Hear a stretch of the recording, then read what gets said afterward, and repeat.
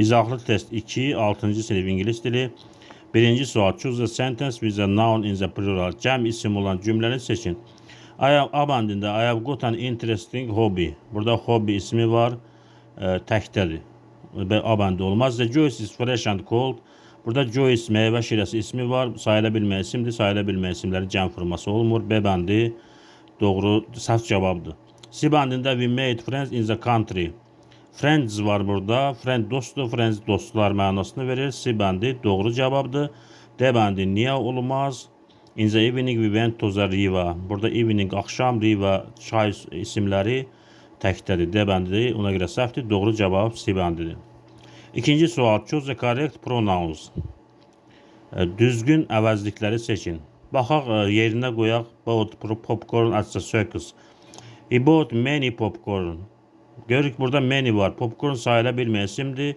Many işlənir sayıla bilən isimlərdən. Və burada A bəndi səhvdir. B bəndində they many. Burada yenə many var popcornun qabağında. Popcorn sayıla bilməyən isimdir. Sayıla bilməyən isimlərdən much işlənir. Many işlənmir. B bəndi də səhvdir. We bought some popcorn at the circus. Biz sirkdə biraz popcorn aldıq. C bəndi doğru cavabdır. D bəndində she bought a lot popcorn. Burada a lot of olsaydı doğru olardı. Lot of hamı sayıla bilən, hamı sayıla bilməyən isimdir. A lot isə olduqca mənasını verir. D bəndi ona görə səhvdir. Doğru cavab C bəndidir. Üçüncü sual. Choose the correct preposition. Düzgün söz önlərini seçin. Thomas is sitting computer front the door. Görürük burada in front of qarşısında işlənir.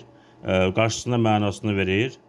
Bu bəndi at işlənəcək. Thomas is sitting at the computer in front of the door. Tommy qapının qarşısında kompüterdə oturur. A bəndi doğru cavabdır. Dördüncü sual. Choose the synonym to the underlined words. There were beautiful flowers in the garden in front of the library.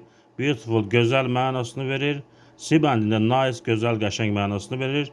Onun bir sinonimidir. C bəndi doğru cavabdır.